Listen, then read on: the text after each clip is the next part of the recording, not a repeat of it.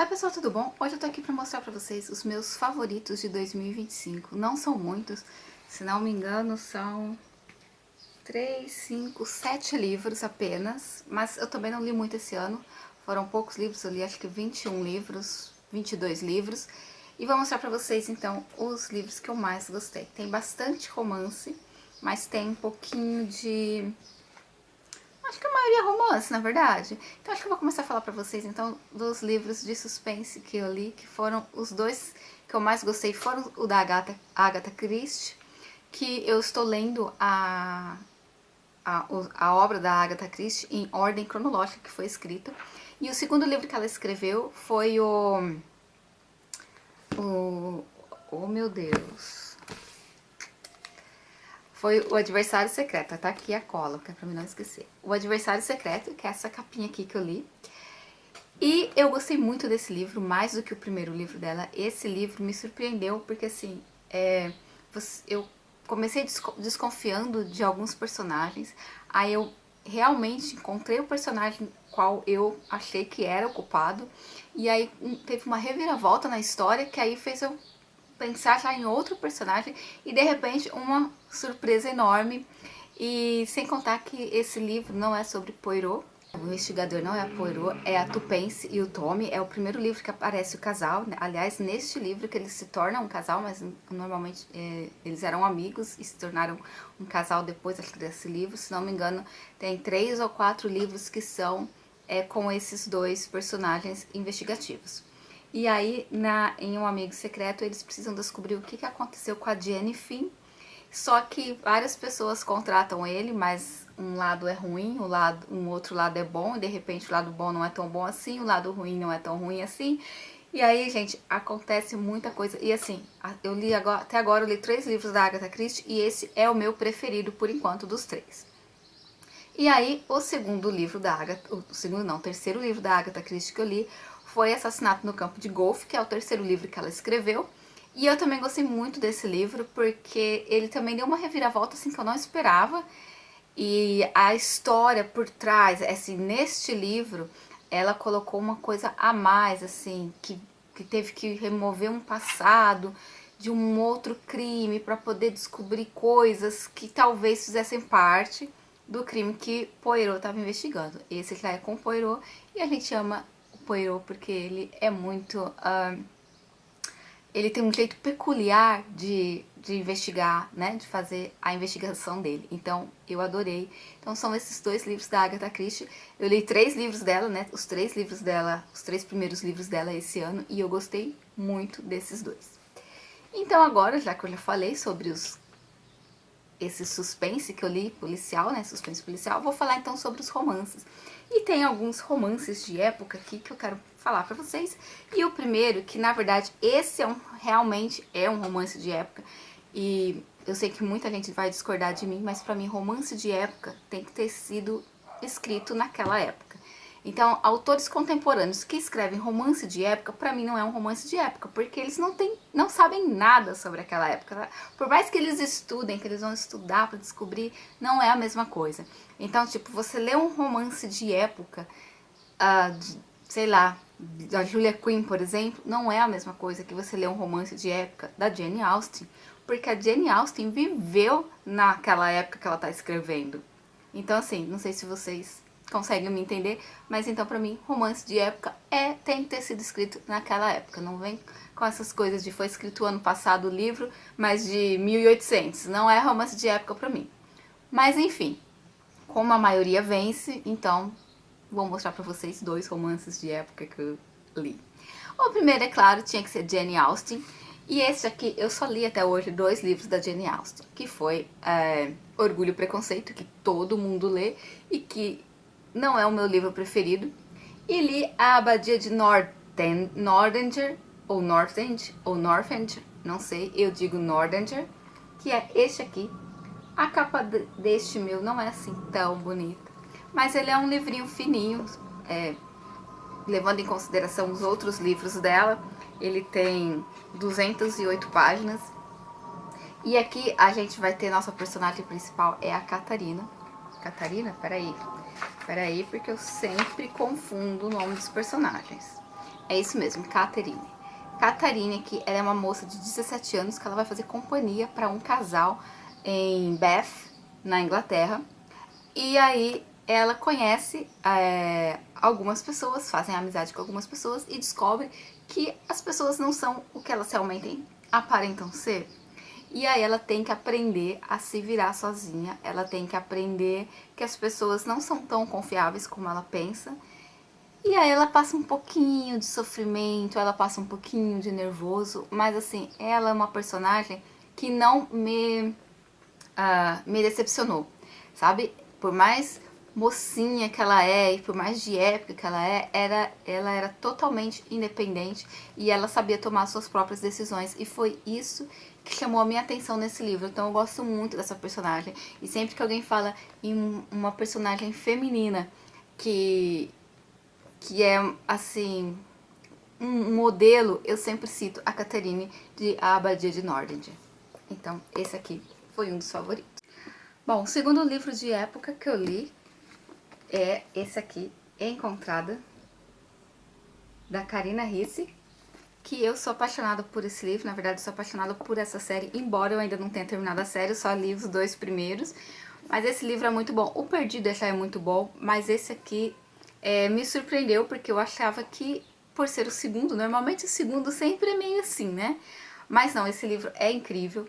Aqui já conta o casamento, como foi o casamento da Sofia, como tá sendo a vida dela.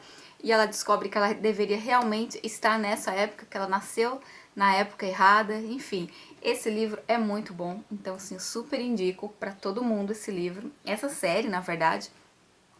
E fiquei sabendo, pelas más línguas, que vai ter o filme, né, a adaptação deste livro aqui. Sinceramente, eu não faria a adaptação desse livro, porque a adaptação do primeiro livro foi péssima. Eu odiei, mudou totalmente a história do livro, assim, as coisas importantes do livro.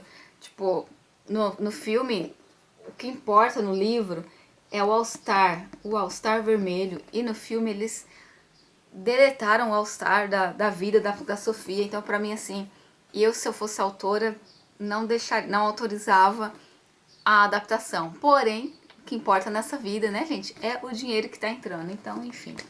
Mas eu odiei. Aí, um outro livro que eu quero mostrar pra vocês, que é um livro que eu estou apaixonada, assim, virou um favorito da vida, que é esse aqui, A Biblioteca da Meia-Noite. O meu é a edição da Tag. E olha só. E aqui, neste livro, deixa eu pegar o nome do personagem principal, que, como eu já disse, eu tenho problemas para guardar o nome da personagem. Aqui nós vamos contar a história de Nora Cid. E esse livro é um livro, olha que lindo esse aqui, gente, essa edição é muito maravilhosa. Essa edição da Biblioteca da Meia-Noite é muito mais linda do que a capa que eles fizeram da edição normal, né? Mas enfim. Aqui nós vamos saber a história de Nora Cid, que é uma pessoa que vai, ao longo dos livros que ela pega na biblioteca, ela vai descobrindo muito sobre ela, muito sobre a vida, muito sobre as coisas. É um livro de descobertas. Algumas pessoas provavelmente não gostaram do livro, porque o começo dele conta um pouco de como está a vida da personagem naquele momento. E ela é uma pessoa totalmente desacreditada, ela desacredita, ela acha que ela só está no mundo por estar e pronto. E durante o livro a gente vai vendo o crescimento da personagem, das situações pelas quais ela vai passando, que na verdade ela não passou, mas ela vai passando. E o final, ai, como eu me apaixonei por esse final, assim. Eu tenho problema com final de livro, porque eu raramente gosto de final de livro. São raros os livros que eu gosto dos finais, mas este livro me encantou do começo ao fim e ele é um dos favoritos. Da vida, não só do ano, da vida.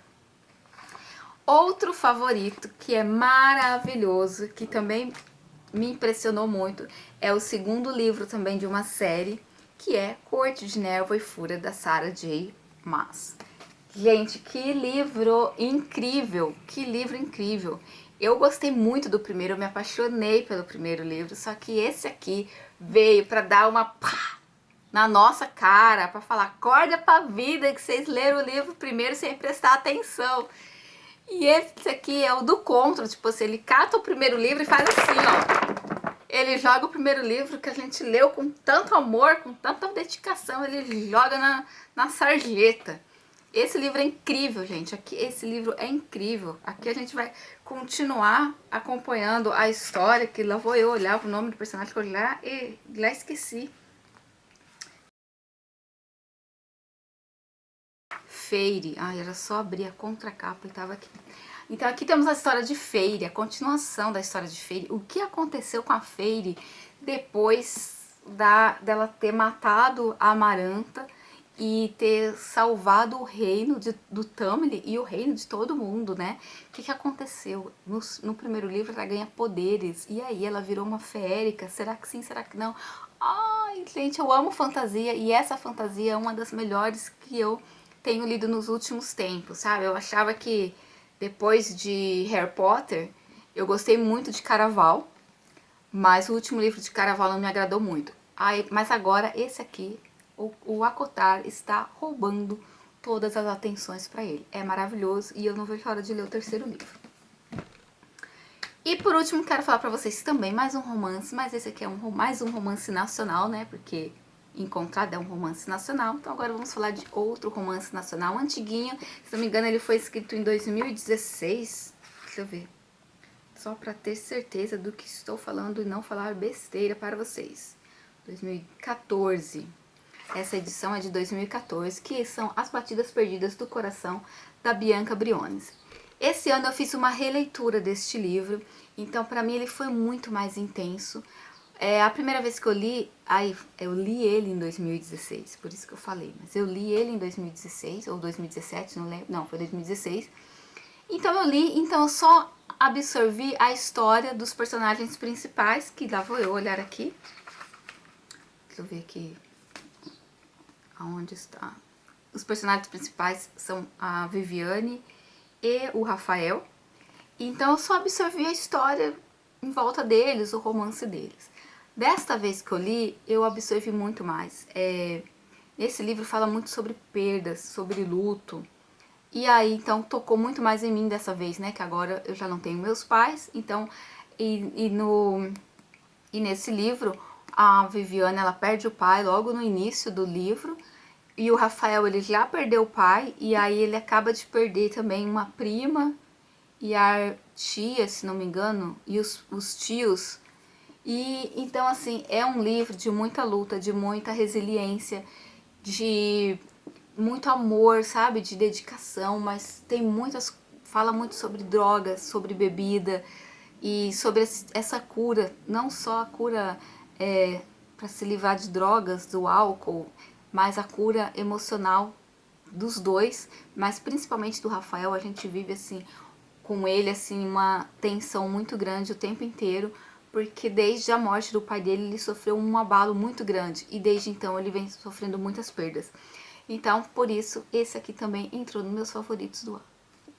E é isso, gente. Esses são os meus livros favoritos deste ano. Espero que vocês tenham gostado desse vídeo. Coloquem aqui pra mim se você já leu algum deles, quais são os seus favoritos, as leituras favoritas de vocês deste ano. E é isso.